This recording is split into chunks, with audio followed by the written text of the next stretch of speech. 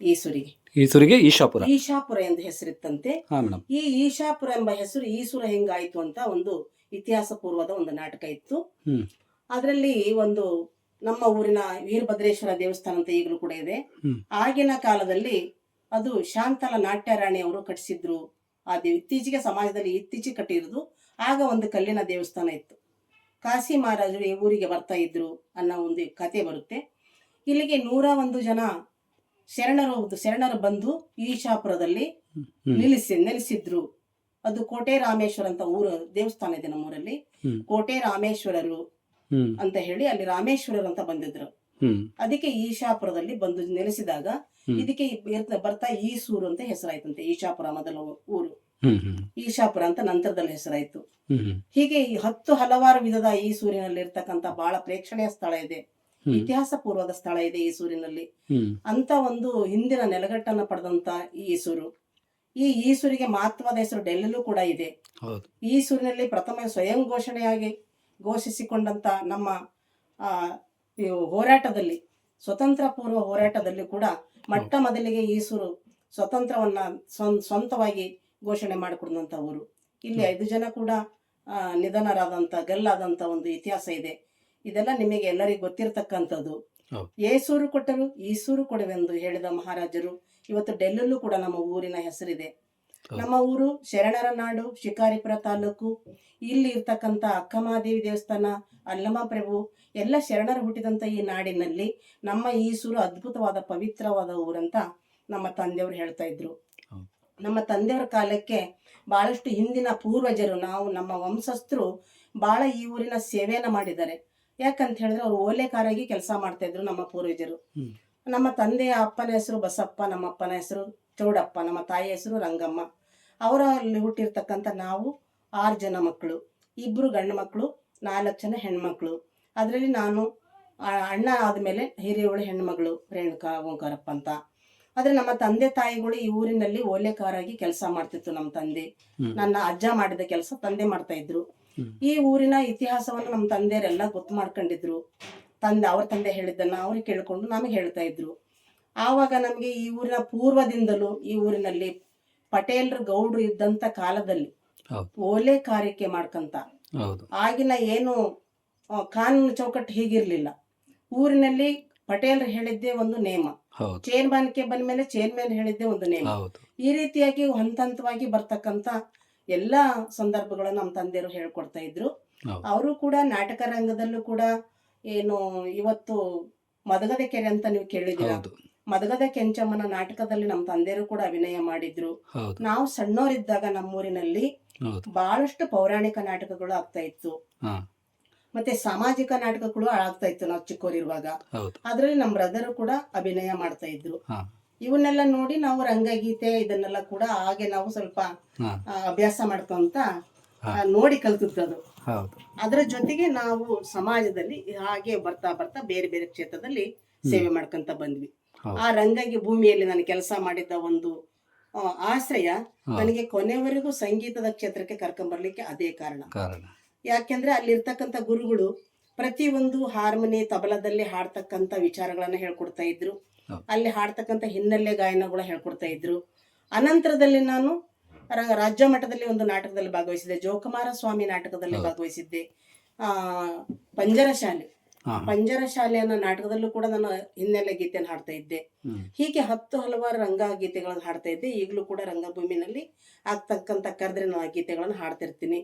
ಜೊತೆಗೆ ಭಾವಗೀತೆ, ಭಕ್ತಿಗೀತೆ, ಕುವೆಂಪು ಅವರ ಗೀತೆ ಇರ್ಬೋದು, ಆಮೇಲೆ ಜಿ ಎಸ್ ಶಿವರುದ್ರಪ್ಪ ಅವರ ಗೀತೆ ಇರ್ಬೋದು, ಚೆನ್ನವೀರ ಕಣಿವೆಯವರು ಇವರಂತ ಬರೆದಂತ ಗೀತೆಗಳಿಗೆ ನಾನು ತುಂಬಾ ಗೀತೆಗಳ ರಾಗ ಸಂಯೋಜನೆ ಮಾಡಿದ್ದೀನಿ. ನಾನೇ ಸ್ವಂತ ರಾಗ ಮಾಡಿ ಹಾಡ್ತೀನಿ ಅವ್ರು ಬರೆದಂತ ಗೀತೆಗಳ ಪುಸ್ತಕದಲ್ಲಿ. ಹೀಗೆ ದೀಪಿಕಾ ಅನ್ನೋ ಪುಸ್ತಕದಲ್ಲಿ ಸುಮಾರಷ್ಟು ಗೀತೆಗಳನ್ನ ಮಾಡಿದ್ದೀನಿ. ಆದ್ರೆ ನಾನು ಅವನ್ನೆಲ್ಲ ಹೊರಗೆ ಬಿಡ್ಲಿಕ್ಕೆ ಬಹಳಷ್ಟು ಪ್ರಯತ್ನ ಪಟ್ಟೆ.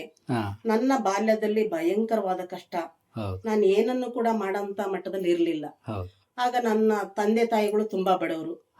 ನಾನು ಏನಾದ್ರೂ ಮಾಡ್ಬೇಕಂದ್ರೆ ಅವರಿಗೆ ಅರ್ಹತೆ ಇರ್ಲಿಲ್ಲ. ಆಗ ನನಗೆ ಸಂಗೀತ ಕ್ಷೇತ್ರದಲ್ಲಿ ಬಹಳ ಆಸಕ್ತಿ ಇತ್ತು. ಆದ್ರೆ ಗುರುತಿಸಿ ಮುಂದೆ ತರುವಂತ ಪ್ರಯತ್ನ ನಮ್ಮ ತಂದೆ ತಾಯಿ ಮಾಡ್ಲಿಲ್ಲ. ನಂತರದಲ್ಲಿ ನನ್ನ ಮದುವೆ ಆದ್ಮೇಲೆ ನಮ್ಮ ಯಜಮಾನರು ಅದನ್ನ ಗುರುತಿಸಿ ಆ ಒಂದು ಕಲೆಯನ್ನ ಮುಂದೆ ತರಲಿಕ್ಕೆ ಪ್ರಯತ್ನ ಪಟ್ರು.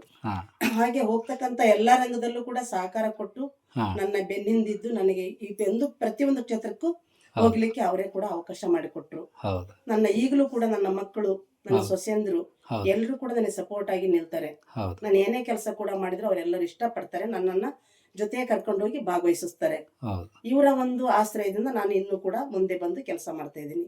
ಹೌದು ಇನ್ನು ಮಾಡಬೇಕು ಅಂತ ನನ್ನ ನಿರೀಕ್ಷೆ ಇದೆ. ಹಾ ಆದ್ರೆ ಸಮಾಜದಲ್ಲಿ ಅವತ್ತಿಗೆ ಏನೆಲ್ಲ ಬದಲಾವಣೆ ಆಗಿದೆ ಅಂತಲೂ ಕೂಡ ನಮಗೆ ಅರ್ಥ ಆಗುತ್ತೆ. ಹೌದು ಇವತ್ತು ಸಮಾಜದಲ್ಲಿ ಒಂದು ಸಂಸ್ಕೃತಿ ಮತ್ತೆ ಒಂದು ನೆಲಗಟ್ಟಾದಂತ ನಾಡಿನ ಯಾವುದೇ ಒಂದು ಮೌಲ್ಯಗಳು ಉಳಿತಾ ಇಲ್ಲ. ಹೌದು ಅವು ಎಲ್ಲವೂ ಕೂಡ ಸಂಗೀತದಲ್ಲಿ ಅಡಕವಾಗಿದೆ. ಕರೆಕ್ಟ್ ಆ ಸಂಗೀತವನ್ನ ಅರ್ಥ ಮಾಡ್ಕೊಂಡಾಗ ಅರ್ಧಕ್ಕರ್ಧ ನಾಡಿನ ಚರಿತ್ರೆ, ಅರ್ಧಕ್ಕರ್ಧ ನಮ್ಮ ಸಮಾಜದ ಇತಿಹಾಸ, ನಮ್ಮ ಬದುಕಿನ ಗೆಲುವು, ಅಳಿವು, ಉಳಿವು ಪ್ರತಿಯೊಂದು ಕೂಡ ಸಂಗೀತದಲ್ಲಿ ಬರುತ್ತೆ.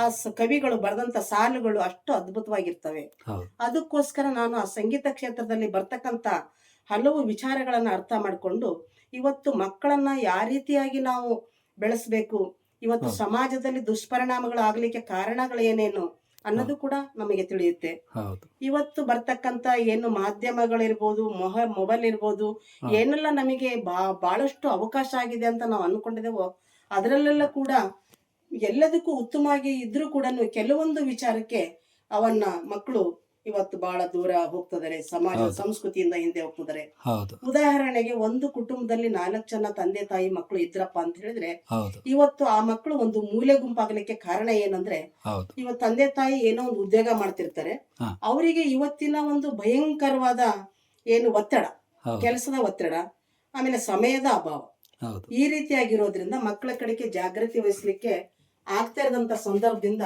ಮಕ್ಕಳು ಬೇರೆ ಬೇರೆ ಹವ್ಯಾಸಗಳನ್ನ ಕಡೆಗೆ ಹೋಗ್ಲಿಕ್ಕೆ ಅವ್ರಿಗೆ ಅವಕಾಶ ಸಿಗುತ್ತೆ. ಹೌದು ಅವ್ರು ಏನ್ ಮಾಡ್ತಾ ಇದಾರೆ ಅಂತ ನೋಡ್ಲಿಕ್ಕೂ ಕೂಡ ತಂದೆ ತಾಯಿಗೆ ಆಗ್ತಾ ಇಲ್ಲ. ಇವತ್ತಿನ ಹೌದು ದಿನಮಾನದಲ್ಲಿ ಅವ್ರ ಜೊತೆಗೆ ತಂದೆ ತಾಯಿ ಜೊತೆಗೆ ಕುಂತು ಕೂಡ ಯಾರು ಒಂದು ಸಮಾಲೋಚನೆ ಮಾಡಲ್ಲ. ಹೌದು ಸಮಾಜದ ಒಂದು ಸಂಗತಿಗಳನ್ನ, ಸಂಸ್ಕೃತಿಗಳನ್ನ ಮಕ್ಕಳಿಗೆ ತಿಳಿಸ್ಕೊಡ್ತಾ ಇಲ್ಲ. ಹೌದು ಅವ್ರದೇ ಆದಂತ ಒಂದು ಬಿಜಿ ತಂದೆ ತಾಯಿಗಳಾಗಿದ್ರಿಂದ ಹೌದು ಇವತ್ತು ಮಕ್ಕಳು ಅವ್ರದೇ ಆದಂತ ಒಂದು ನೆಲಗಟ್ಟಲ್ಲಿ ಅವ್ರು ಹೋಗ್ತಾ ಇದ್ದಾರೆ. ಹೌದು ಅದರಿಂದ ನಮ್ಮ ನಾಡಿಗೆ ಅತಿಯಾದ ಹೆಚ್ಚಿನ ಕೆಡಕೆ ಹೊರತು ಒಳ್ಳೇದಂತೂ ಅಲ್ಲ.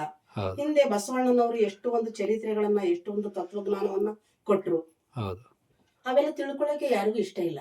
ಹೌದು ಈಗ ಏನು ಮಾಧ್ಯಮದಲ್ಲಿ ಬರ್ತಕ್ಕಂತ ಏನೋ ಇವತ್ತು ಮೊಬೈಲ್ ನಲ್ಲಿ ಬರ್ತಕ್ಕಂತ ಕೆಲವು ವಿಚಾರಗಳಿಗೆ ಮಾರಿ ಹೋಗ್ತಿದ್ದಾರೆ. ಹೌದು ಬೇಕಾಗಿದ್ದನ್ನ ತಗೊಳ್ತಾ ಇಲ್ಲ, ಹೌದು ಬ್ಯಾಡವಾಗಿದ್ದಕ್ಕೆ ಇಷ್ಟಪಡ್ತಾರೆ. ಇಷ್ಟಪಡ್ತಾ ಇದ್ದಾರೆ. ಆಮೇಲೆ ನಮ್ಮ ಮಕ್ಕಳು ಏನ್ ಮಾಡ್ತಾರೆ, ಯಾವ ಯಾವ ಒಂದು ರೂಟ್ ಅಲ್ಲಿ ಇದಾರೆ ಅಂತ ಕೂಡ ನಮ್ಗೆ ಅರ್ಥ ಆಗ್ತಾ ಇಲ್ಲ. ಹೌದು ಹಾಗಾಗಿ ಇವತ್ತು ತಂದೆ ತಾಯಿ ಕೂಡ ಇನ್ನೂ ಬರ್ತಕ್ಕಂತ ಕಾಲದಲ್ಲಿ ಹೌದು ಮಕ್ಕಳನ್ನ ಉತ್ತಮ ಸ್ಥಾನಕ್ಕೆ ನಿಲ್ಲಿಸೋದು ಬಹಳ ಕಷ್ಟಕರವಾಗ್ತದೆ ಅಂತ ನಮ್ಮ ಅಭಿಪ್ರಾಯ. ಹೌದು ಅದಕ್ಕೋಸ್ಕರ ಮಕ್ಕಳಿಗೆ ಚಿಂತನ ಶಿಬಿರಗಳನ್ನ ಮಾಡ್ಬೇಕು. ಹೌದು ಅಲ್ಲಲ್ಲಿ ಆಶ್ರಯ, ಹಿಂದೆ ಏನು ದೇಗುಲಗಳ ಮೂಲಕ ಮಕ್ಕಳಿಗೆ ಒಂದು ಗುರುಕುಲದಲ್ಲಿ ಪಾಠ ಕಲಿತಾ ಇದ್ರು.